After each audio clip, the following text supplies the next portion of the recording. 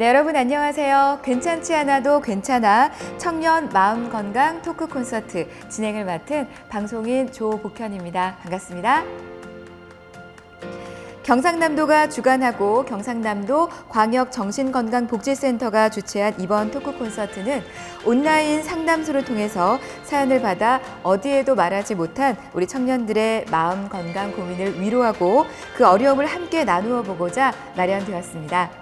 오늘 이 청년 마음건강 토크 콘서트는요, 정신건강의 어려움을 경험한 연사 두 분의 강연을 들은 뒤 청년 여러분의 고민이 담긴 사연을 나누며 묻고 답하는 청년 마음건강 고민상담소 시간으로 이루어져 있습니다. 자, 여러분 지금 화면을 보고 계시죠? 화면에 토크 콘서트 제목이 잘 보이시나요? 네, 그렇습니다. 오늘 토크 콘서트의 제목은요, 괜찮지 않아도 괜찮아입니다. 일상 속에서 우리는 몇 번이고 쉽게 괜찮아 라는 이야기를 하고 살죠. 괜찮아는 때때로 이 주변 사람들을 위한 배려가 되기도 하지만 나의 진심을 숨기는 가면이 되기도 합니다. 실제로 누군가와 안부 인사를 나눌 때요, 나의 마음 건강은 괜찮지 않음에도 불구하고 나 괜찮아 라는 이야기들을 하곤 하는데요. 저 역시도 사실 그렇습니다. 어떤 날은 참 마음이 어렵고 힘든 날도 있는데 나 괜찮아, 나 아무렇지도 않아 라고 거짓말을 할 때가 있거든요. 자, 오늘 청년 마음건강 토크 콘서트에서는 이 괜찮지 않은 나를 있는 그대로 들여다보면서 마음의 소리에 집중하는 시간을 한번 가져보고자 합니다. 무기력, 우울, 불안 등 다양한 어려움을 겪음에도 주변 사람들이 어떻게 볼까, 또 환경 상황 등을 이유로 어디에도 말하지 못한 채 숨겨왔던 우리 청년들의 고민에 대해서 이야기를 나눠보겠습니다. 이런 이야기가 있죠. 지구가 자전하는 것을 느낄 수 없어도 지구는 묵묵히 움직이고 있다. 중요한 것은 낯선 감정들, 우울이나 불안이 나를 찾아오더라도 변하지 않는 것은 여전히 나 자신이라는 사실이겠죠. 괜찮지 않아도 괜찮더라 라는 용기를 나누는 이 시간을 통해서 여러분께서도 괜찮지 않은 것을 괜찮지 않다라고 말할 수 있는 힘을 얻어 가셨으면 좋겠습니다. 자, 그럼 본격적인 토크 콘서트를 시작하기에 앞서서요, 경상남도 광역정신건강복지센터 이철순 센터장님의 인사말을 청해 보도록 하겠습니다. 안녕하십니까. 경상남도 광역정신건강복지센터장 이철순입니다. 먼저 저희 청년정신건강 온라인 토크 콘서트에 참여해 주신 여러분께 대단히 감사드립니다. 코로나 시절이 너무나 길어지고 있습니다. 각자의 사연으로 우리의 마음 건강을 챙기기가 너무나 어려운 시절입니다. 우리가 잘 살아가고 있는지 되뇌어 보기도 하고 현재 우리가 해야 될 것은 무엇인지 생각해 볼 때 마음이 답답하고 힘든 청년들이 많다고 들었습니다. 저희 경남광역정신건강복지센터에서는 청년들을 돕기 위해 오늘 온라인 토크 콘서트를 준비하였습니다. 정신건강에 대한 관심과 개인적인 경험을 바탕으로 현재 작가로서 열심히 활동하고 계시는 이서연 작가님과 김형경 작가님을 모시고 진솔한 경험담과 상담을 들으시면서 마음이 지친 청년들의 조금이나마 위안이 되고자 하는 마음입니다. 아무쪼록 저희 정신건강복지센터는 이러한 마음 청년 단디센터를 개소함으로써 지역사회 청년 정신건강에 조금이나마 보탬이 되고자 하며 오늘 온라인 토크 콘서트를 통해서 조금의 위로와 응원이 되었으면 하는 바람입니다. 감사합니다.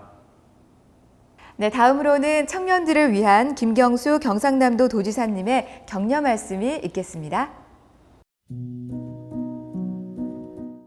경남 청년 여러분 반갑습니다. 경남도지사 김경수입니다. 청년들을 위한 마음건강 온라인 토크 콘서트 괜찮지 않아도 괜찮아 개최를 축하드립니다. 코로나19 상황이 길어지면서 모두들 힘들어하고 있습니다. 특히 우리 청년들은 일자리와 주거를 포함한 미래에 대한 불안으로 더 큰 어려움을 겪고 있습니다. 이번 온라인 토크 콘서트는 우리 지역 청년들에게 어떻게 하면 조금이라도 마음을 편안하고 건강하게 만들어 줄 수 있을까 싶어서 만든 자리입니다. 그동안 혼자 마음고생하고 힘들어 하셨다면 이 시간을 통해서 조금이나마 마음의 위안을 얻기를 기대합니다. 토크 콘서트를 시청하시는 동안만큼은 마음의 고민은 내려놓으시고 편안하게 즐기시길 바랍니다.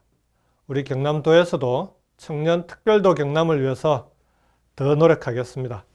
청년이 살고 싶은 더 큰 경남, 모두가 잘 사는 더 큰 미래를 반드시 여러분과 함께 만들어 가겠습니다. 청년 여러분 파이팅! 고맙습니다. 네, 청년들을 향한 애정을 느낄 수 있었던 김경수 도지사님의 따뜻한 응원 말씀 잘 들었습니다. 감사합니다. 같은 길을 걸어도 그림자 뒤에 숨고 싶을 수도 있고 뜨거운 햇살에 괴로워할 수도 있어. 하지만 잊지 마. 고개를 들면 아름다운 풍경이 널 기다린다는 걸. 그래, 겁낼 필요 없어. 우리의 청춘은 분명 내일 더 빛날 테니까. 어디엔가 기대고 싶을 때 마음 단디센터의 문을 두드려 주세요.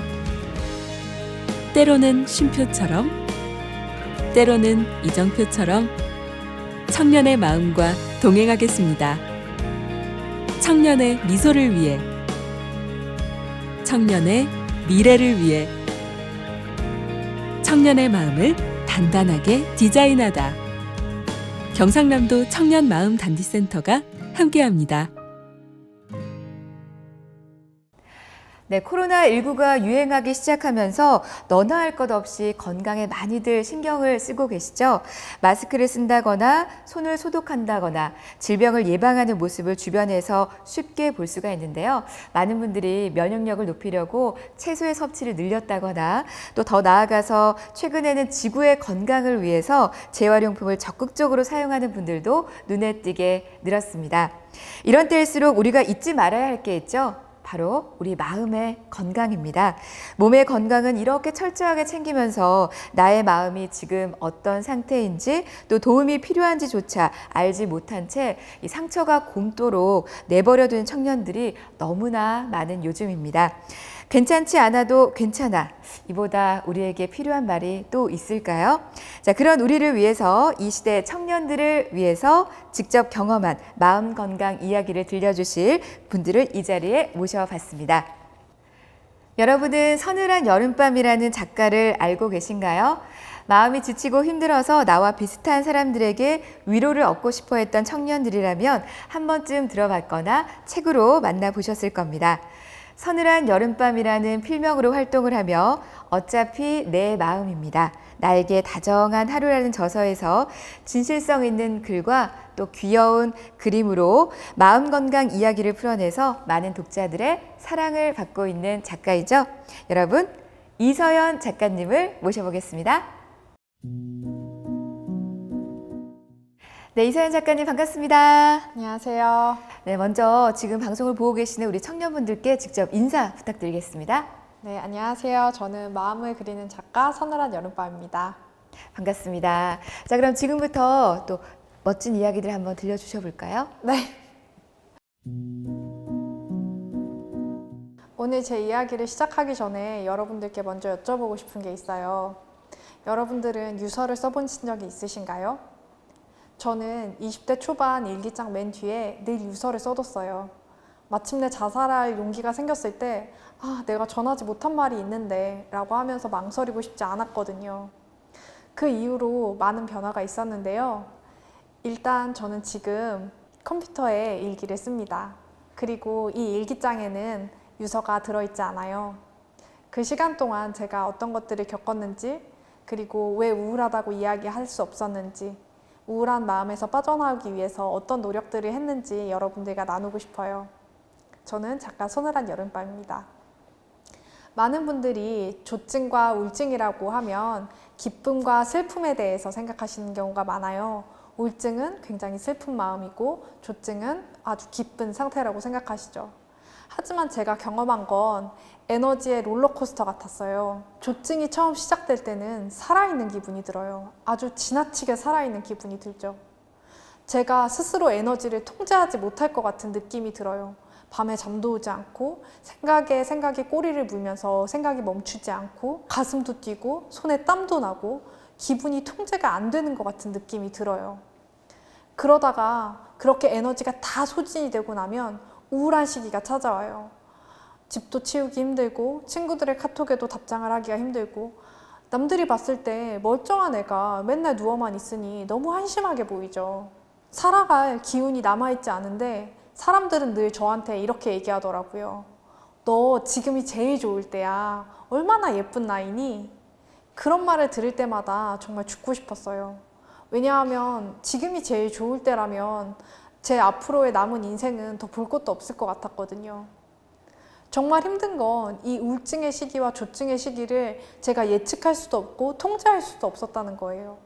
마치 거대한 스톰이 나를 스쳐 지나가는데 일기예보도 없이 온 비를 온 몸으로 맞는 느낌이었죠.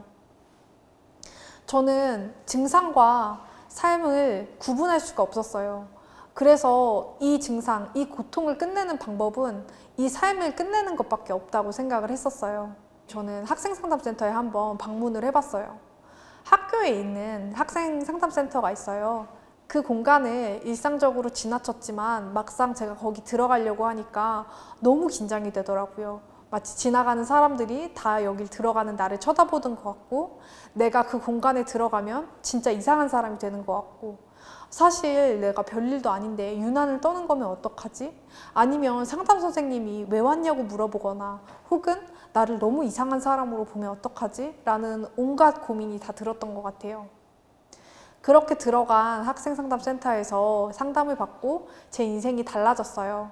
라고 얘기할 수 있으면 정말 좋았겠지만 저는 사실 거기 들어갔다가 도망치듯 그곳을 빠져나왔어요.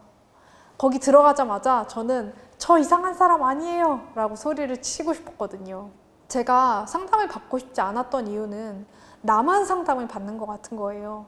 학교에 돌아다니는 학생들 모두 평범한 고민을 하고 연애를 하고 성적에 대한 고민을 할 때 나만 죽고 싶다라는 고민으로 상담을 받는 것 같아서 이상한 사람이 되는 느낌이 너무 싫었던 것 같아요. 제가 그때 힘들다고 아무에게도 이야기하지 못했어요. 친구들과 가족들 모두 너 그때 그렇게 힘들었어? 나 전혀 몰랐어 라고 얘기를 하더라고요. 그래서 왜 힘들다고 이야기하지 못했는지 말씀드려 보려고 해요. 일단 증상과 내 삶이 구분이 되지 않았어요. 감정 기복이 심한 거, 인내심이 없는 거, 저는 그냥 제가 그런 사람이라고 생각했거든요. 그리고 걱정이 많고 무기력한 것도 그냥 제 성격의 일부라고 생각했어요. 대부분의 사람들이 이 정도의 힘듦은 다 갖고 살아간다고 생각했기 때문에 제가 유별나게 더 힘들다고 얘기를 하지 못했던 것 같아요. 그리고 누구한테 어떻게 얘기를 꺼내야 될지 몰랐어요. 친구들이 잘 지내? 라고 물어볼 때 아니, 나 지금 죽고 싶어 라고 얘기할 수는 없잖아요. 그래서 내가 우울하고 힘들다는 얘기를 어떻게 꺼내야 될지 몰랐던 것 같아요. 마지막으로 저는 그런 사람이 아니었어요. 우울증이라고 하면 생각나는 이미지들이 있잖아요. 아무것도 못하고 축 처져 있고 무기력하고 뭔가 나와는 다른 사람일 것 같은 그런 느낌. 근데 저는 굉장히 활발했거든요. 봉사활동도 하고 연애도 하고 친구들도 사귀고 동호회도 하고 공부도 열심히 해서 성적 장학금도 받는 학생이었어요. 그런 내가 우울증일 리는 없다고 생각했던 것 같아요. 저는 우울한 제 자신을 무기력한 내 모습을 정말 좋아하지 않았어요. 누구에게나 빛과 그림자가 있을 거예요. 저는 늘 피로하고 불안한 느낌이 들었고 통제할 수 없는 감정 기복 때문에 힘들었어요. 그렇게 제 자신을 좋아하지 않다 보니까 자존감도 늘 불안정했었죠. 제 안에서 힘들어, 나 진짜 너무 죽고 싶어 라는 목소리가 들릴 때마다 저는 무섭게 제 자신을 질책했던 것 같아요. 그게 뭐가 중요해? 엄살 좀 피우지 마. 너 그렇게 나약한 사람 아니잖아. 왜 그렇게 한심하게 굴려 그래? 도대체 남들이 너를 뭐라고 생각하겠어? 라고 저 스스로를 엄청나게 비난했었죠. 제 안에는 정상적인 모습과 소위 비정상적이라고 하는 모습이 함께 공존하고 있었어요. 외향적이고 굉장히 성취지향적이기도 하고 유쾌하고 성실한 모습이 있는 반면 우울하고 무기력하고 짜증스럽고 불안한 모습도 함께 공존하고 있었죠. 이 두 모습이 다 저였어요. 근데 우리는 어렸을 때부터 어느 한쪽은 좋고 어느 한쪽은 나쁘다라고 배우는 것 같아요. 고통이 있는 모습, 비정상적인 것, 그런 것들은 열등하고 교정의 대상이라고 배우고, 고통이 없고 그런 것들이 정상적이고 그런 모습이 되어야 된다고 배우죠. 기득권인 모습이 아닌 장애인, 소수자, 노인, 우울한 이런 사람들의 모습은 되지 말아야 될 모습, 벗어나야 될 모습이라고 배웠던 것 같아요. 그래서 저도 그 카테고리에 있는 저의 모습을 미워하면서 살았던 것 같아요. 그런 제가 변화할 수 있었던 몇 가지 계기가 있었는데요. 바로 임상미 상담심리대학원에 진학했던 거였어요. 거기에서 DSM-5라는 정신질환의 진단 및 통계 편람이라는 책을 보면서 제가 경험했던 것들이 제 삶의 일부이자 증상이라는 걸 알게 됐어요. 대학원 내에서는 상담을 받는 게 너무 자연스러운 일이었어요. 그래서 제가 상담을 시작하겠다고 하자 아무도 저를 이상하게 보지 않고 오히려 상담을 시작했어, 정말 축하해 라고 얘기를 해주더라고요. 마지막으로 직접 심리 상담을 받은 게 저한테는 큰 전환점이었어요. 저는 제 우울을 미워했죠. 무기력해지고 불안해지는 제 자신이 너무너무 싫었어요. 그런데 어느 날 상담 선생님이 저한테 이렇게 물어보시더라고요. 친한 친구가 그렇더라도 그렇게 얘기할 건가요? 그 질문을 받고 되게 놀랐어요. 왜냐하면 저는 절대 친구한테 그렇게 얘기하지 않을 거였거든요. 친구가 힘들다고 할 때, 야, 나약한 소리 좀 그만해. 진짜 너 그러는 거 지긋지긋해 라고 말하면 그건 너무 나쁜 거잖아요. 근데 저는 저 자신한테 계속 그러고 있더라고요. 친한 친구한테 말하듯이 저한테 말해봤어요. 너 정말 힘들었겠다. 그런 시간을 혼자 버티느라고 너무 애썼어. 지금이라도 조금 쉬어도 돼. 그렇게 저한테 말해준 게 저와 화해하는 시작이었던 것 같아요. 많은 분들이 회복이라고 하면 어느 한순간 드라마틱하게 좋아지는 걸 상상하시는 것 같아요. 상담에서 아주 인상 깊은 이야기를 듣고 내 문제는 이거였구나 하면서 바로 모든 것을 깨닫는 그런 이미지를 상상하실 수도 있는데, 사실 회복이라는 건 너무 지겹고 너무 뻔한 그런 과정들의 반복인 것 같아요. 저는 정신건강을 관리하면서 살아가는 건 마치 나선을 돌면서 회복하는 것과 비슷하다고 생각해요. 매일매일 똑같은 것을 반복해요. 그리고 똑같은 자리를 맴돌고 있다고 느낄 거예요. 하지만 어느 순간 우리가 나선을 타고 올라가다 보면 아래에 있던 아주 커 보이던 문제가 위로 올라갈수록 점점 작아지는 것처럼 정신건강을 관리하며 살아가는 것도 나한테 너무 버거웠던 문제를 계속 마주하면서 점점 작아지는 걸 느끼는 과정인 것 같아요. 제가 말하는 재미없고 지겨운 노력들의 반복은 이런 거예요. 운동을 하고 건강한 음식을 먹어서 좋은 몸을 만들고, 상태가 안 좋을 때는 정신과 의사 선생님이나 상담 선생님을 찾아가요. 이걸 몇 년 동안 계속 반복하는 겁니다.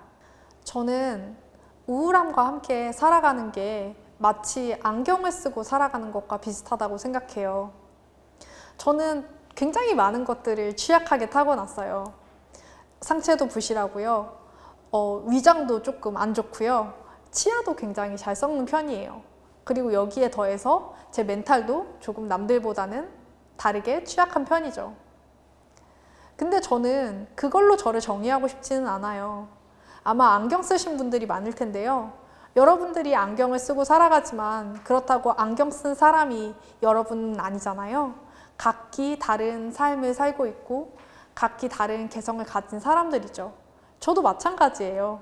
저의 우울증은 제 삶의 일부지만 제 삶의 중심은 아니에요. 저는 누군가의 좋은 동료이고 좋은 친구이자 아주 귀여운 고양이의 집사이기도 합니다. 저는 우울증 환자로만 보이고 싶지 않아요. 저는 다양한 사람이고 여러분들처럼 다양한 스토리를 가진 사람이라는 걸 기억해 주셨으면 좋겠어요. 만약 저처럼 취약한 마음을 갖고 살아가시는 분들이라면 취약한 채로 살아도 괜찮다고 말하고 싶어요. 약한 것들이 약한 채로 살아갔으면 좋겠거든요. 우리 늘 다시 살아서 또 만났으면 좋겠어요. 다시 만나요. 감사합니다.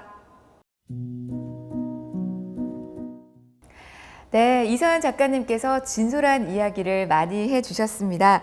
경험에서 우러난 격려에 아마 시청하고 계시는 분들도 많은 공감을 얻고 또 힘을 받으셨을 거라 믿습니다. 자, 그러면 작가님을 모시고 조금 더 이야기를 한번 나눠볼게요. 네, 작가님 너무 잘 들었습니다. 감사합니다. 작가님의 책을 보면요, 글뿐만 아니라 그림을 통해서도 많은 분들에게 위안과 또 위로를 전해주고 계시는데 너무 귀여워요. 이렇게 약간 작가님하고 닮은 것 같기도 하고요. 이렇게 처음 그림을 그리게 된 계기가 있었을까요? 제가 사실 대학원을 졸업하고 대기업에 입사를 했다가 3개월도 못 버티고 퇴사를 하고 백수가 됐어요. 아이고 세상에.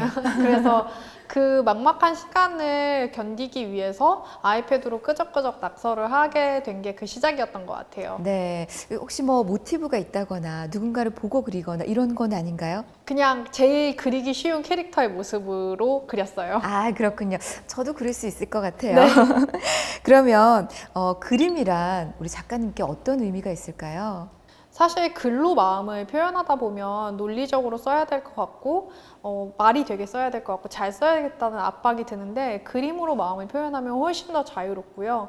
그리고 나도 몰랐던 내 마음을 알아차리게 되는 것 같아요. 그래서 나도 슬픈지 몰랐었는데 우는 표정을 그리면서 갑자기 저도 눈물이 터지기도 하고 그래서 자기 마음을 돌아볼 수 있는 좋은 매개체인 것 같아요. 네, 그렇군요. 만약에 지금 좀 마음이 답답하거나 뭔가 내 마음을 표현하기 어렵다 하시는 분들이 있다면 우리 또 서늘한 여름밤 작가님처럼 그림에 한번 도전해 보시길 추천해 보겠습니다.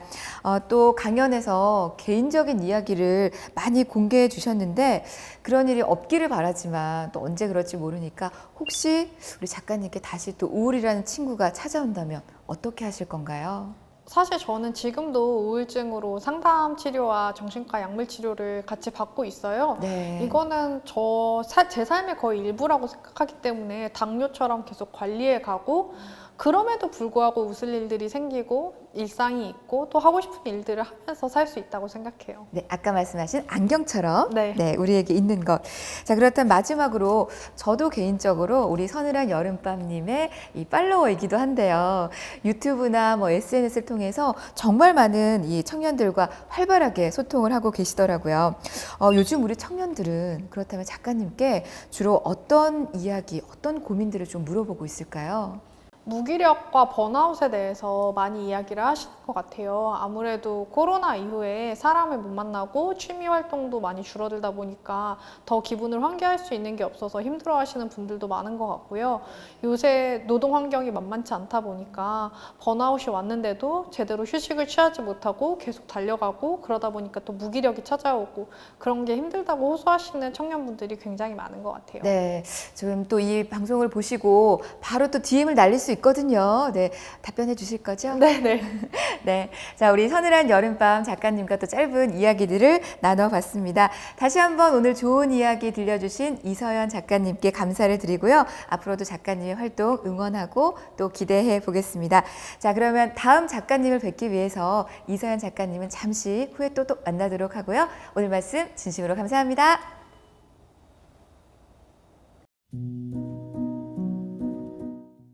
네, 이번에 강연해 주실 작가님은요, 책으로는 많이들 만나보셨겠지만 실제로는 처음 마주하는 분들이 많을 것 같습니다.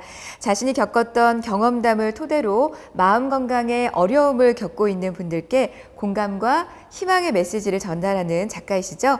폐쇄병동으로의 휴가, 또 아무것도 할 수 있는 책을 직접 적으신 작가님입니다. 여러분, 김현경 작가님을 모셔보겠습니다.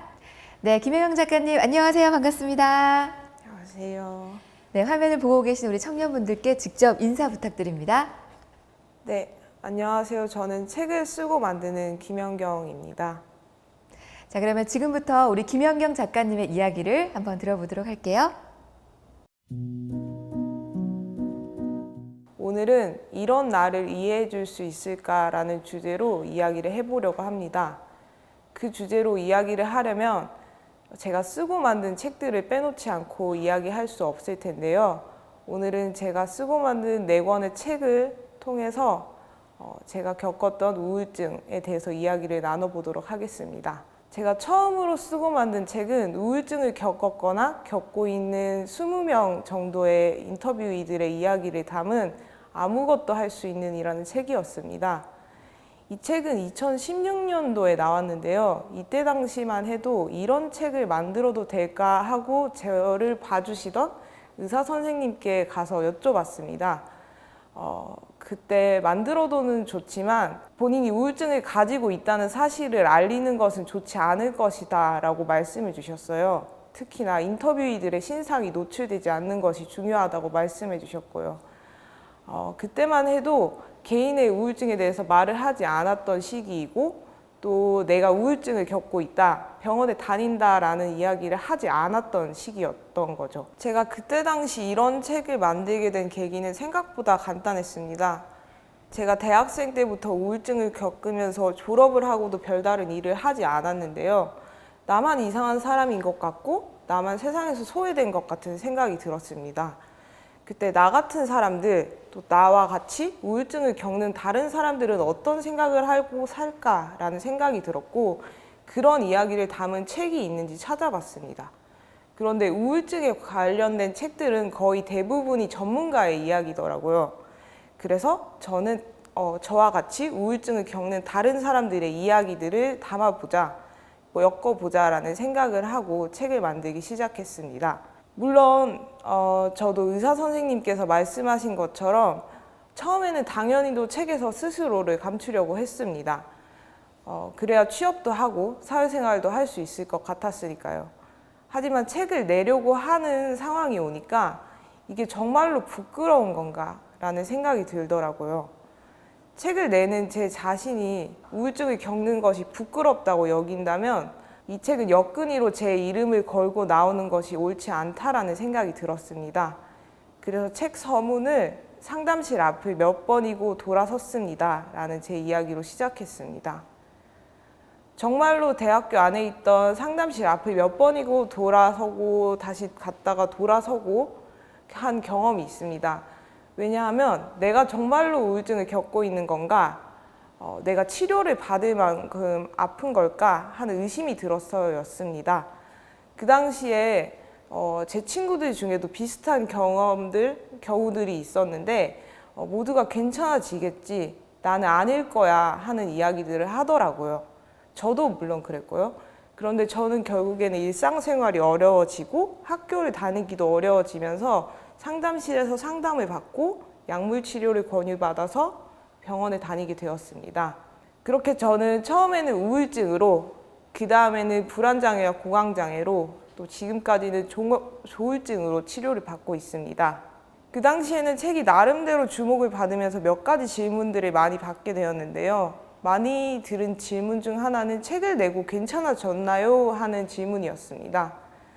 이 질문에 대한 답에는 제가 책을 내던 시기에는 꽤 괜찮아졌어요 라고 많이 대답을 하게 되더라고요. 왜냐하면 제 인터뷰를 보고 누군가에게는 조금의 희망이 되지 않을까 하는 생각이 들어서 그렇게 답변을 해왔었는데, 사실 많은 분들이 생각하시다시피 한 가지 사건으로 사람이 확 괜찮아지기는 어렵잖아요. 어려웠지만 저는 그렇게 답해 왔었습니다. 괜찮아졌다고 답을 해왔었습니다 라고 말한 까닭은 제가 이 책을 내고 2년 정도 후에, 정확히는 1년 반 정도가 지난 후에 폐쇄병동에 입원을 하게 되었기 때문입니다. 그 이유는 자살사고와 알코올 중독 때문이었습니다. 술만 마시면 죽고 싶다는 생각이 드는데 매일 술을 마셨어요. 그게 컨트롤이 되지 않았고요. 그래서 그때 당시에 병원을 귀찮다는 이유로 잠깐 안 다니고 있었는데 한 분께서 병원에 다시 가보는 게 어떻겠냐라고 이제 추천을 해주셔서 다시 병원에 가게 되었습니다. 처음 간 병원에서 또다시 또 다른 병원으로 이렇게 이동을 하면서 처음 병원에 간 후로부터 사흘 뒤에 저는 폐쇄병동에 입원을 하게 됩니다. 폐쇄병동에는 문이 이중으로 되어 있었고 되게 많은 제약들이 있더라고요. 그래서 저도 처음에는 굉장히 무서웠고 언제까지 있어야 하나 싶기도 하고 또 심심하기도 하고 다양한 생각들이 들었어요. 그래서 그때 노트를 한 권 사서 어떤 생각을 했고 어떤 일들이 있었고 어떤 이야기들을 했는지에 대해서 매일매일 쓰기 시작했습니다. 그리고 병원에서 나와서 만든 책이 폐쇄병동으로의 휴가라는 책이 되었습니다. 이 책에는 말씀드렸다시피 제가 병동에서 만난 사람들과 했던 생각들, 있었던 이야기들을 담았습니다. 네, 이 책을 만들게 된 까닭도 아무것도 할 수 있는 애 만든 까닭과 비슷했는데요. 제가 병동에 들어가려고 의원에서 이제 여기저기 병원에다가 전화를 해봤는데 병동에 자리가 없고 몇 달이 지나야 들어갈 수 있다고 하더라고요. 그래서 그때 든 생각이 병동은 가득 차 있는데 왜 나는 한 번도 병동에 들어갔다 왔다고 말하는 사람을 본 적이 없지라는 생각이었습니다. 그래서 그만큼 이제 나 정신과 다녀라는 말까지는 할 수 있는데 나 폐쇄병동 다녀왔어 라는 말은 하기 힘들구나 라는 것을 그때 생각했습니다. 그래서 이 책을 내고 나서 더 많이 들었던 질문이 스스로가 정신질환을 겪고 있다고 폐쇄병동에 다녀왔다고 말한다는 것에 두려움이 없었나요? 하는 질문이었는데요. 이 질문은 제가 앞서 말씀드린 대로 병원에 다니는 것이 제가 부끄러운 것이 아니라고 여겼기 때문입니다. 또 다른 사람들도 그렇게 여겨야 한다고 생각을 했고요. 그런데 솔직하게 말하면 폐쇄병동에 다녀왔다고 말하는 건 제 스스로도 굉장히 고민이 많이 되었습니다. 솔직하게 말하면 이제 삶이 끝났다. 사회가 나를 받아주지 않겠지? 라는 생각이 들더라고요. 저는 제 작업을 이어가고 있지만 취업을 하고 싶어도 못할 것 같고 프리랜서로도 사람들이 믿어주지 않을 것 같다라는 생각을 했습니다. 그럼에도 제가 폐쇄병동으로 휴가를 내게 된 것은 폐쇄병동에 다녀온 사람들이 수두룩하게 많을 거라고 생각을 했고 또 그곳이 제가 가보기 이전에 생각했던 것과는 꽤나 다른 어떤 하나의 치료기관이라는 생각이 들었기 때문입니다. 그곳에 있는 사람들도 같은 사람들이고 우리 주변의 이웃들이고 또 누군가는 자기 자신이 필요로 할 때 들어가서 치료를 받을 수 있는 기관이라는 것을 말하고 싶었습니다. 책을 내던 당시에는 꽤 많이 고민을 했는데 이것 또한 만약 사회에 받아들여지지 않는다면 그것이 오히려 좋은 사회가 아닐 거라는 생각을 해서 저는 용기를 가지고 책을 내게 되었습니다. 네, 덕분에 꽤 많은 분들께서 자신도 병동에 다녀왔고 이런 책을 내줘서 고맙다는 말씀을 주로 해주시기도 했었습니다. 또 그 다음으로 낸 책이 망가진 대로 괜찮잖아요 라는 책입니다. 이 책의 부제는 깊은 우울에서 함께 했던 책과 음악 그리고 영화입니다. 말 그대로 우울 속에서 힘이 되었던 혹은 감명을 받았던 책과 음악, 영화에 대한 에세이를 14명이 함께 쓴 책인데요. 이 책의 내용 중에서 제가 굉장히 좋아하는 재은 작가의 구절을 한번 읊어드리도록 하겠습니다. 사는 게 숨이 턱 막힐 때 우리는 가끔 숨고 싶어진다. 말을 빼앗겨 마음을 표현하는 일이 어려워지기도 하고 이 상황에서 벗어날 수 없을 거라는 막연한 두려움에 빠진다. 그런데 거기엔 당신이 없다. 수많은 고민과 걱정 속에 당신을 위한 마음만 없다. 어디든지 상대가 누구든 당신 이야기를 해주었으면 좋겠다. 당신만을 위한 시간을 내서. 제가 이 구절을 좋아하는 까닭은 우리가 서로를 보듬어주고 아픔과 슬픔, 우울에 대해 이야기하기 좀 더 편한 사회가 되었으면 하는 바람 때문입니다. 그래서 제 주변 사람들에 대한 이야기를 잠깐 해보면 많은 분들께서 제 주변에는 제가 정신과에 다니고 치료를 받는 것에 대해 응원해주는 사람들만 가득하다고 생각하시는 분들이 계세요. 하지만 저도 처음 병원에 갈 때에는 부모님께서 약에 부작용이 있지 않겠느냐라고 하시면서 말리시기도 하셨고 주변 친구들로부터 우울증이 실제하는 병이냐 우울증을 앞세워서 이해받으려고 하는 것이 아니냐 하는 이야기들을 종종 듣기도 했습니다. 물론 책을 내고 나서도 그런 댓글들이나 이야기들을 듣기도 했고요. 그럼에도 제가 이런 책을 내는 일을 그만둘 만큼 큰 상처를 받지 않았던 이유는 다행히도 주변에 좋은 사람들이 더 많아서라고 생각을 합니다. 제가 그것을 자랑하려고 하는 것은 아니지만 운이 좋게도 그랬습니다. 하지만 저도 주변 사람들에게 좋은 사람인가? 아까 읊어드린 구절에서처럼 내 자신이 잘 들어줄 수 있는 사람인가? 잘 말할 수 있는 사람인가? 라고 생각을 해보면 사실 그렇다고 말하기가 어려울 것 같습니다. 지난해와 올해에도 제 주변에서 세상을 등진 친구들이 있습니다. 내가 어떻게 했더라면 달라졌을까 하는 생각을 아직까지도 하고 있습니다. 또 작년에는 저 또다시 병동 입원을 권유받기도 했고요. 그래서 아직까지도 잘 말하지도 잘 들어주지도 못하는 사람이라는 생각을 합니다. 그렇게 작년에 친구를 보내고 돌아오는 날부터 혼자인 것이 너무나 두려워서 친구들 집을 전전하기도 했습니다. 그때 써내려간 글이 오늘 밤만 나랑 있자라는 책이 되었습니다.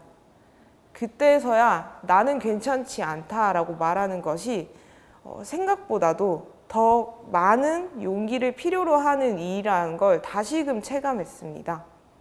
친한 친구들이더라도 가족들이더라도 사람들 앞에서 괜찮지 않다고 말하거나 또 우는 일이 당시까지도 너무나 부끄러운 일처럼 여겨졌는데 다행히도 방 한켠과 마음 한켠을 나누어주는 친구들이 있었습니다. 이 책을 쓰고 만드는 과정에서 사람들 앞에서 울어도 됨을 다시금 알았습니다. 또 이제는 저도 다른 사람들과 헤어질 때 또 힘들다고 말하는 친구가 있을 때 한번 꼭 안아줄 수 있는 사람이 되었습니다. 서로 안아주는 것만으로도 체온을 나누는 일만으로도 저는 조금 더 나은 세상이 될 거라 믿습니다. 주변에 마음앓이를 하는 사람들이 있다면 지금 당장 한번 안아봐 주거나 안부 인사를 전해주는 게 어떨까요? 만약 당신이 아프다면 누군가에게 안아달라고 한번 말씀해 보는 건 어떨까요? 물론 처음엔 어렵겠지요. 하지만 분명 괜찮은 하루가 될 것이라고 믿습니다. 울지 않아도 되는 하루가 되길, 울어도 괜찮은 하루가 되길 바라며 김연경이었습니다. 감사합니다. 네, 비슷한 어려움을 겪고 있는 청년들을 위로하기 위해서 지금까지 김현경 작가님께서 정신과 치료에 대한 경험담을 그 누구보다 진솔하게 이야기해 주셨습니다. 지금 이 토크 콘서트를 시청 중인 우리 청년분들께서도 작가님의 이야기를 통해서 가슴 깊숙이 괜찮지 않아도 괜찮다라는 위로를 받았을 것 같아요. 자, 작가님의 강연을 듣다 보니까요, 몇 개 여쭤보고 싶은 게 있는데 작가님과 한번 직접 이야기를 나눠보겠습니다. 네, 작가님 강연 잘 들었습니다. 먼저 이 김연경 작가님께서 처음으로 정신건강의학과 치료를 결심하게 됐던 계기가 있었을까요? 네, 제가 공황 발작이 올 때까지만 해도 병원에 가야겠다라는 생각을 못 했었는데요. 이제 이건 친구들에게 약간 농담 삼아서도 이야기를 하는데 사실이기도 하거든요. 무슨 이야기냐면 제가 집에서 쪽갈비를 먹고 있다가 쪽갈비 하나 뜯기지 않는다면서 이렇게 던지고 엉엉 울게 되더라고요. 이제 그때서야 어머니도 병원에 한번 가봐라, 상담 선생님도 우울증 치료를 받아봐라 하시고 저도 이제 좀 병원에 가야겠다라고 생각을 하게 되었습니다. 네, 그렇게 보면 굉장히 일상적인 우리 삶 속에서 그런 신호를 발견할 수 있겠다라는 생각이 드네요. 또 아까 폐쇄병동 이야기도 살짝 해주셨는데요. 그 폐쇄병동에 입원을 했을 때 글쎄 기존에 생각했던 부분과 뭐 비슷한 점도 있고 다른 점들도 있었을 것 같은데 어떠셨나요? 폐쇄병동은 사실 굉장히 무서울 거라고 생각을 했어요. 뭔가 가둬놓는 곳이라고 생각을 했는데 막상 들어가 보니까 이곳은 어떤 치료기관이고 사람들을 보호하기 위한 공간이구나라는 생각이 더 많이 들었습니다. 네, 사실 이런 부분은 우리가 뭐 영화나 드라마 속에서 조금 왜곡된 부분이 없지 않나 그런 생각도 듭니다. 저도 사실 폐쇄병동하면 뭔가 우리 작가님 얘기처럼 갇혀 있고 뭔가 좀 고립되어 있고 답답하지 않을까 싶었는데 그런 곳이 아니고 정말 치료를 목적하기 위한 그런 공간이란 뜻이군요. 네네. 네. 그리고 마지막으로요, 작가님 주변에 치료를 결심하기 이전에 작가님과 만약에 비슷한 상황에 처한 사람이 있다. 그러면 그런 사람들에게 오늘 어떤 이야기를 마지막으로 한번 들려주실 수 있을까요? 네. 저는 굉장히 상태가 안 좋아져가지고 병원에 이제 다시 가게 된 케이스인데요. 그래서 제가 비유를 하자면은 위가 아프다가 위염이 오고 위궤양이 오는 것처럼 정신과도 비슷하다고 생각이 들어요. 그래서 더 악화되기 전에, 더 힘들어지기 전에 병원에 가서 먼저 진료를 받아보는 게 어떨까 싶습니다. 네, 우리 김연경 작가님의 진솔한 경험담과 또 조언을 함께 나누어 봤습니다. 잘 들었습니다. 자, 정신건강의 어려움을 직접 경험한 당사자인 이 작가님의 솔직한 이야기를 들을 수 있는 귀한 시간이었는데요. 그동안에는 사실 이런 정신건강 치료에 대한 이야기를 터놓고 할 수 있는 시간이 많이 없었던 것 같습니다. 진정성 있는 경험담을 나누면서 위로와 또 용기를 주고받았던 이 강연이 같은 고민을 앓고 있는 분들에게 따뜻한 토닥임이 되었을 거라고 믿습니다. 다시 한번 오늘 좋은 말씀 진심으로 감사합니다.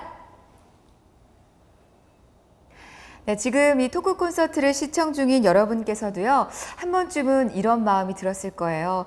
아, 내 마음이 참 병들었구나. 나 좀 지친다. 이런 마음이 든 적이 있었을 겁니다. 그럴 때 어디론가 가서 내 마음이 이렇다라고 이야기를 꺼내고 싶지만 말할 사람이 없어서 혹은 말할 곳을 찾지 못해서 혼자 어려움을 끌어안았던 경험들 있을지 모르겠습니다. 누군가는 책임감 때문에, 누군가는 사회적인 편견 때문에 혼자서 견뎌야 했을 그 시간 함께 나누고자 준비해 봤습니다. 바로 청년 마음건강 고민상담소입니다. 자, 마음건강 고민상담소는요, 마음건강에 고민을 갖고 있는 청년 여러분께 익명으로 저희가 사연을 받았는데요. 앞서 강연을 들려주셨던 두 분의 연사들과 함께 질문을 주고받아 보는 시간을 준비해 봤습니다. 정말 많은 분들께서 고민을 보내주셨는데요. 그 가운데 저희가 고르고 골라서 총 6가지의 사연을 준비해 봤습니다. 자, 그럼 바로 첫 번째 사연 여러분께 소개해 드릴게요. 먼저 서늘한 여름밤 작가님 앞으로 도착한 사연입니다. 제목은요, 제가 과거의 감정으로부터 자유로워질 수 있을까요? 인데요. 어떤 이야기를 전해왔는지 직접 전해드리겠습니다. 안녕하세요, 작가님. 최근에 저는 미운 사람이 너무 많아요. 다른 사람들이 제게 한 모진 말들이나 행동들이 자꾸만 떠올라서 화가 나고 한번 화가 나면 잘 가라앉지를 않습니다. 일상을 보내다가도 제가 받은 상처가 불쑥불쑥 튀어나와서 자꾸만 스스로를 괴롭히게 됩니다.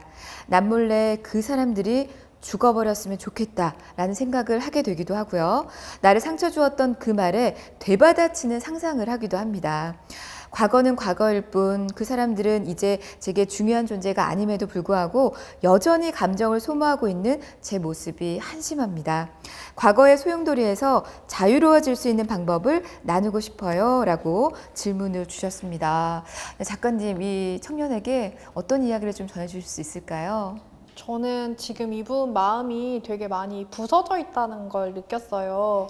조금의 상처도 감당하기 힘들고, 그리고 또 그 상처들이 계속 회복되지 못하고 반복되고 있다는 느낌을 받았거든요. 근데 자꾸 과거라고 하시는데 사실 지금 경험하는 고통은 현재의 고통이에요. 그래서 나는 왜 과거에 묶여 있는 걸까? 라고 생각하지 마시고 지금 내가 힘들구나. 왜 이렇게 내가 힘든 거지? 라고 한번 돌아보셨으면 좋겠어요.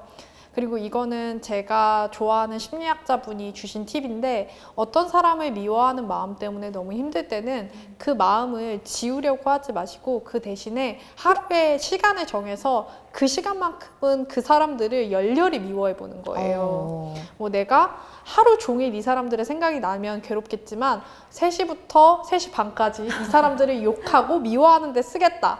대신에 그 이외의 시간에는 다른 일들을 하겠다라고 계획을 정해놓고 미워하는 거죠. 그래서 만약에 그렇게 미워하는 마음을 통제하기 힘드시다면 그렇게 해보시는 것도 좋을 것 같고요. 이게 일상생활 속에서 나를 괴롭힌다, 나의 일상을 조금 방해하는 것 같다라고 하시면 저는 상담 전문가를 만나보셔서 이런 이야기들을 나눠보시는 것도 좋을 것 같아요. 네, 역시 우리 또 서늘한 여름밤 작가님께서 아주 구체적인 또 답변을 주셨어요. 저도 방금 이거는 딱 기억해야겠다는 생각이 드는 게 누군가가 믿거나 너무 힘들 때 나 딱 30분만 미워해야지 요 마음 딱 먹고 그 이후로는 또 우리의 생활과 우리의 다른 감정에 좀 집중하자라는 이야기로 정리를 해보겠습니다. 자, 저도 한마디 덧붙이자면요. 괜찮아요. 괜찮지 않아도 괜찮으니까 그 마음 그대로 보듬어 주셨으면 좋겠습니다. 자, 그러면 다음 사연을 또 소개해 드릴게요. 자, 이번 사연은 우리 김연경 작가님께 질문을 드려보겠습니다. 사연의 제목은요. 어떻게 하면 스트레스를 잘 다스릴 수 있을까요? 입니다. 지금부터 한번 읽어볼게요. 가족들의 건강이 나빠지면서 어깨가 무거워진 한 청년입니다. 집에 계신 분들 모두 건강이 좋지 않은 상황이라 심적으로도 상황으로도 곤란할 때가 참 많습니다. 직장이 멀리 있다 보니 집에서 누군가 아플 때 직접 가보지 못하고 애만 태우는 날들이 점점 잦아지고 있습니다.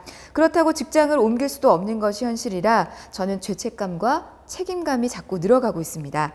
누구에게나 힘든 사정은 있다고 생각하기에 아무에게도 털어놓지 못한 채 혼자 끙끙 앓기만 하다가 하루를 마무리하는 경우가 참 많은데요. 작가님, 저는 어떤 마음을 가져야 스트레스를 잘 관리할 수 있을까요? 라는 질문을 주셨습니다. 작가님, 어떤 말씀 전해줄 수 있을까요? 사실 저도 아직까지 스트레스를 어떻게 관리해야 할지 몰라서 많이 고민이라 굉장히 어려운 질문인데요. 저는 조금 더 이기적이었으면 좋겠다고 생각을 합니다.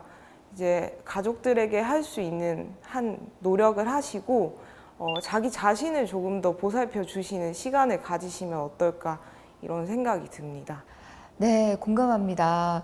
조금 더 이기적이 되자라는 우리 김연경 작가님의 말씀 굉장히 공감하는 게 이제 가족이 있는 분들은 알 거예요.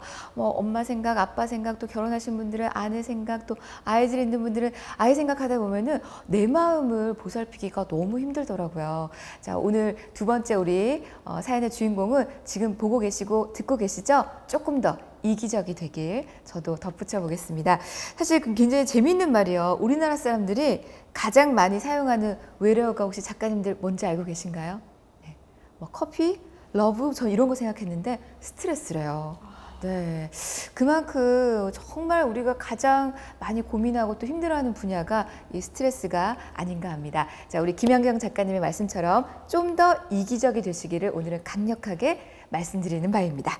자, 그러면 다음 또 사연을 만나볼 텐데요. 자, 세 번째 사연의 제목은요.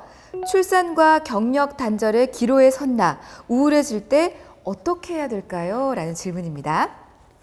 안녕하세요. 저는 또래보다 일찍 결혼해서 출산을 앞둔 예비 엄마입니다. 생각만큼 아이가 빠르게 찾아오지 않아서 시술을 통해서 임신을 하게 되었는데요. 너무나 기뻤지만 이로 인해서 직장을 퇴사하게 되었습니다. 분명 계획적인 임신이었음에도 좋은 곳으로 취업하고 진급하는 또래 친구들을 보면요. 마음이 조급해지더라고요.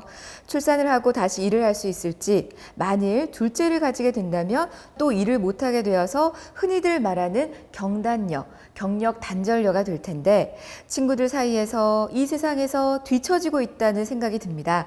나라는 사람을 다시 원하는 회사는 있을까? 이대로 나의 능력과 경력을 전부 잃게 되는 건 아닐까 두려우면서도 이 모든 일을 나는 엄마니까, 나는 여자니까 기꺼이 감당해야 한다는 책임감 내지는 부담감이 들어서 가슴 한구석이 답답합니다. 제가 어떻게 하면 이런 생각들을 떨쳐버릴 수 있을까요? 라고 이렇게 질문을 주셨는데요. 굉장히 솔직한 내 마음속의 고민과 또 걱정을 함께 나누어 주셨습니다. 제가 알기로는 우리 서늘한 여름밤 작가님께서도 결혼을 하셨잖아요. 그래서 이번 사연 어떻게 들으셨는지 어떤 이야기 들려주시고 싶을까요? 저는 너무 공감하고요. 결혼하시고 또 출산을 앞두고 계신 분들은 이런 고민들이 당연히 있으실 것 같아요. 근데 저는 좀 이분이 남 탓을 하셨으면 좋겠어요. 사실 많은 정신건강 문제가 나만의 문제가 아니라 사회, 경제적, 구조적인 문제도 같이 얽혀 있는 경우가 많거든요. 이분도 만약에 우리 사회가 경력 단절이나 혹은 임신 출산을 한 여성을 차별하지 않는 사회였다면 이런 고민을 하시지 않았겠죠. 그렇죠. 그래서 내가 뒤처지고 있다라는 느낌 혹은 나만 잘못 살고 있다는 느낌이 드신다면 아니다, 이거는 사회적인 문제다라고 조금 남 탓을 해보셔도 좋을 것 같고요. 특히 남편분과 이거는 정말 진지한 대화를 통해서 내 미래에 이런 고민들이 있다, 어떻게 이것을 함께 나눠지고 갈 것이냐를 이야기를 꼭 해보셔야 된다고 생각해요. 그래서 너무 혼자 다 떠안지 마시고 적절히 남 탓을 해주셨으면 좋겠습니다. 네, 아까 우리 김영균 작가님 말씀처럼 서늘한 여름밤 작가님께서도 좀 이기적이 되자, 남 탓을 하자, 굉장히 공감하는 게 아마 많은 여성분들은 진짜 이런 생각, 고민들 너무 많이 하고 있을 것 같아요. 좀 더 우리 구조, 사회적인 환경의 문제다라고 조금 탓을 돌리고 본인의 마음에 집중하시면 어떨까 합니다. 그리고 또 꼭 남편분과도 진지하게 이런 얘기들, 고민들을 나눠봤으면 좋겠어요. 자, 이 고민과 답변이 이 질문을 한 청년분께 그리고 또 방송을 보고 계시는 많은 여성분들께 힘이 되었으면 좋겠습니다. 자, 어느덧 네 번째 사연입니다. 이번에도 우리 서늘한 여름밤 작가님께 도착을 했어요. 자, 제목은요, 제가 타인의 시선으로부터 자유로워질 수 있을까요? 입니다. 안녕하세요. 요즘에 저는 나 자신보다 남의 시선이나 판단에 더 신경을 써서 스스로를 괴롭히곤 합니다. 그러느라 제가 해야 될 일이나 하고 싶은 말을 못할 때도 많고요. 남들이 툭 던진 말에도 괜히 혼자 상처를 받아 할 때도 있습니다. 이런 성격이 대인관계뿐만 아니라 업무에도 영향을 줘서 제가 하는 일이 싫게 느껴지고 자꾸만 매너리즘에 빠지게 되네요. 스트레스가 심해지면서 퇴사 욕구도 날로 높아지고 있습니다. 당장은 그만둘 수 없는 게 현실이기에 마음을 다잡아 보려고 해도 생각처럼 쉽지가 않은 매일입니다. 작가님, 어떻게 해야 타인의 시선을 신경 쓰지 않고 혼자 상처받지도 않는 단단한 사람이 될 수 있을까요? 라고 하셨는데요. 우리 작가님도 이런 경험이 있는지, 또 어떤 이야기 해주고 싶은지 궁금합니다. 솔직히 말씀드리면 저는 사례자분이 원하시는 것처럼 타인의 시선을 신경 쓰지 않고 영향을 받지 않는 사람이 되는 건 불가능하다고 생각해요. 대신에 저는 이분이 자기 안에 있는 강점을 잘 알아봐 줬으면 좋겠어요. 타인의 시선을 신경 쓴다는 건 그만큼 남들을 배려하고 있다는 거고, 그 말에 영향을 받고 있다는 건 세심하게 다른 사람들의 말투나 뉘앙스를 알아차린다는 뜻이거든요. 그래서 꼭 단단한 사람이 되는 대신에 지금처럼 섬세한 사람으로 살아가셔도 충분하지 않을까 싶습니다. 네, 우리 서늘한 여름밤 작가님도 조금 이렇게 남들의 반응이 섬세하신 편인가요? 네, 저는 매우 섬세한 편이에요. 되게 눈치도 저- 많이 보고. 저 오늘 마음 상태 어떤가요? 지금 장시간 녹화로 많이 피로해지신 것 같습니다. 자, 우리 또 작가님께서 따뜻한 답변을 해주셨는데요. 그 도종환 시인이 그런 얘기를 했잖아요. 흔들리지 않고 피는 꽃이 어디 있겠느냐. 태어날 때부터 뭐 뿌리가 깊고 단단한 사람은 거의 없을 겁니다. 작가님께서 얘기해 주신 것처럼 본인의 장점을 오히려 더 알아봐 주시면 좋지 않을까라는 생각 해봅니다. 자, 벌써 5번째 사연입니다. 우리 김영경 작가님 또 한번 얘기 나눠볼게요. 내가 아무것도 아닌 존재 같다는 기분이 들 때 어떻게 해야 될까요? 라는 사연을 주셨는데 자세히 한번 전해드려볼게요. 저는 그동안 스스로에게 큰 관심이 없었고 가치관이라고 불릴 만한 판단 기준이나 취향도 가지고 있지 않았어요. 그런데 갑자기 문득 나 자신이 너무나도 흐릿하게 느껴지는 거예요. 나는 정말 아무것도 아닌 존재구나 싶은 기분이 들어서 어떻게 해야 될지 모르겠습니다. 남을 부러워하지 않고 나에게만 집중하며 살아가고 싶은데 진정한 나로 산다는 것은 어떻게 시작하고 또 어떻게 완성해 가는 걸까요? 라고 질문을 해주셨습니다. 이 사연을 읽고 나니까요, 진정한 나로 살아가는 방법에 대해서 묻기 전에 우리 김연경 작가님께서 생각하는 나 자신에 대해서 먼저 들어보고 싶은데, 작가님 어떻게 생각하시나요? 저도 똑같은 고민을 굉장히 오랫동안 했었거든요. 학교를 졸업하고 이제 사회에 나온 저로서는 이게 뭔가 아무도 나에게 어떤 평가도 해주지 않고 막연히 홀로가 된 것 같은 느낌이 들더라고요. 그때 굉장히 고민을 많이 했었는데요. 제가 생각하기에는 그런 나 자신, 확고하고 공고하고 특별한 취향을 가지고 있는 나 자신을 찾아가는 것은 그런 사람들 자체가 거의 적다고 생각해요. 더 적다고 생각을 해서 이제 찾아가는 과정 자체가 더 중요하지 않을까라고 생각을 합니다. 네, 뭐 태어날 때부터 나는 이걸 할 거야. 난 이런 가치관을 가지고 있어 하는 사람은 정말 한 명도 없죠. 두 작가님들 말씀처럼 천천히 나 자신을 알아가는 과정이 필요한 것 같아요. 그리고 또 아직 못 찾았다고 해서 결코 실망하거나 자책하지 않으셨으면 좋겠습니다. 자, 우리 김영현 작가님께서 나 자신으로 살아가는 방법에 대해서 또 본인의 의견을 따뜻하게 전해주셨습니다. 누군가와 비교하는 거 우리가 평생 끊임없이 질투하고 또 비교하고 그렇게 살아가는 것 같아요. 자, 그러면 어느덧 마지막 사연입니다. 6번째 사연의 제목은요.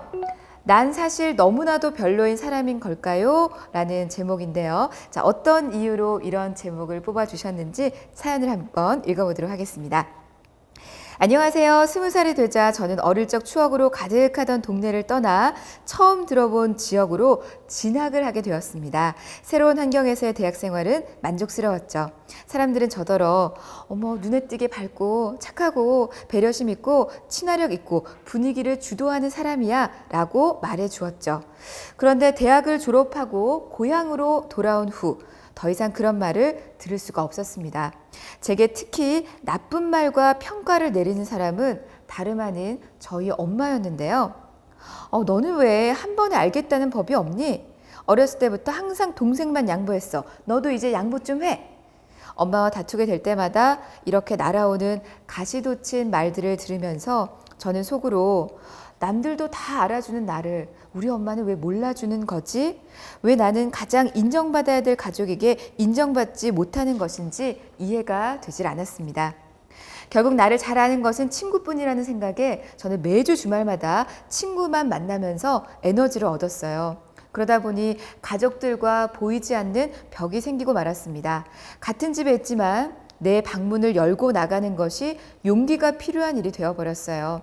아빠와 엄마, 동생은 거실에 모여서 TV를 보는데 저는 제 방에서 휴대전화를 하는 순간이 편하면서도 또 그런 현실이 제 마음을 자꾸만 불편하게 만들고 있습니다.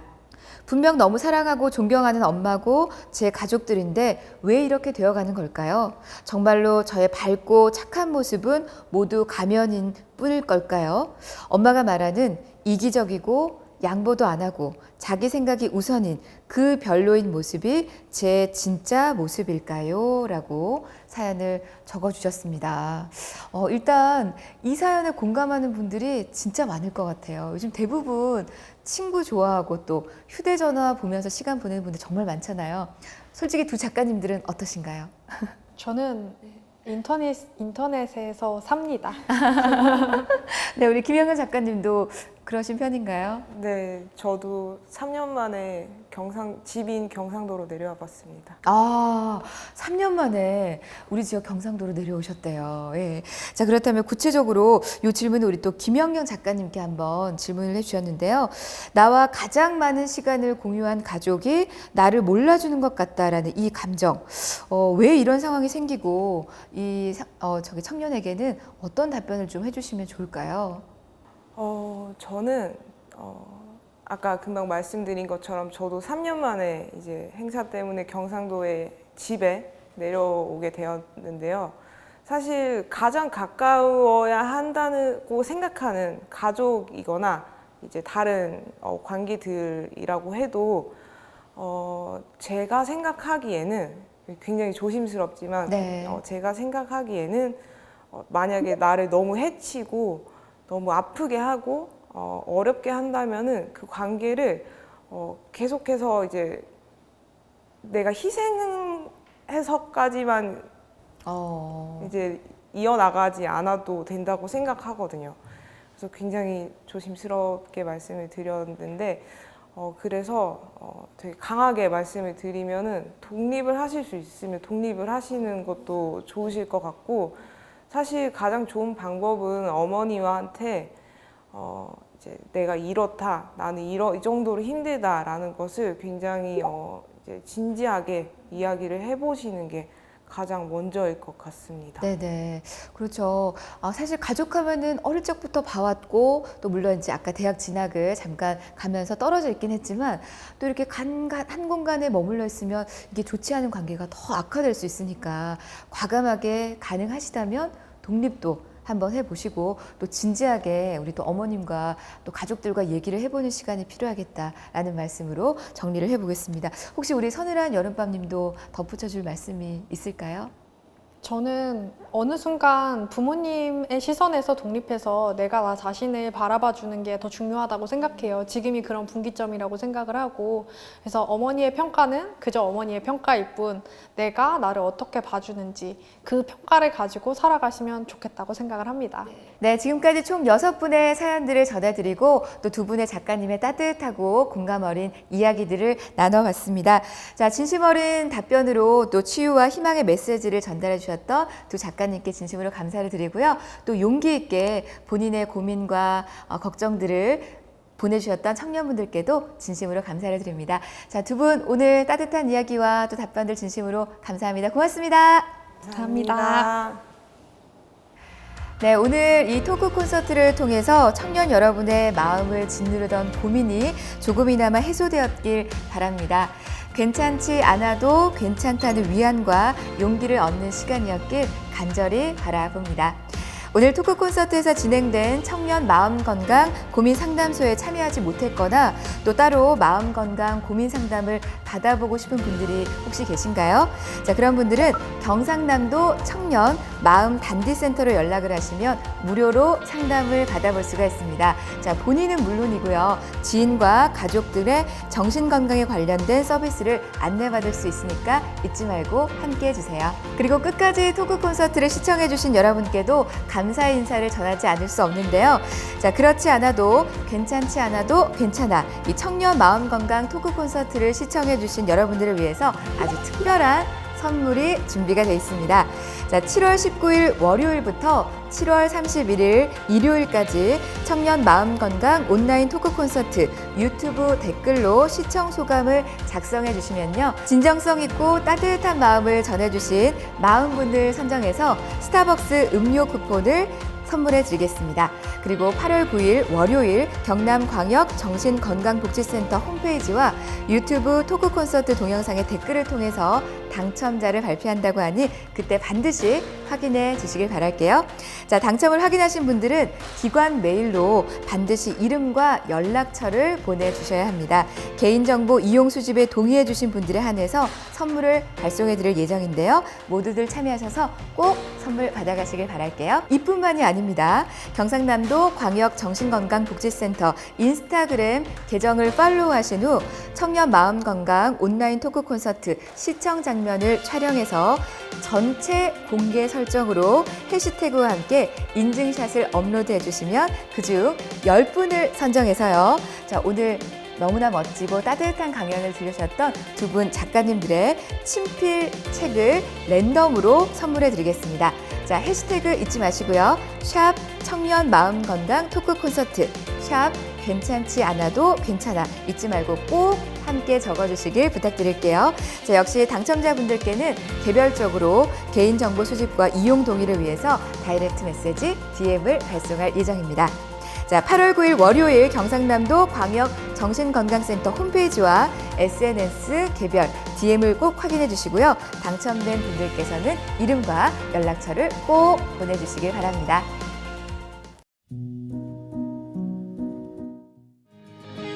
같은 길을 걸어도 그림자 뒤에 숨고 싶을 수도 있고 뜨거운 햇살에 괴로워할 수도 있어.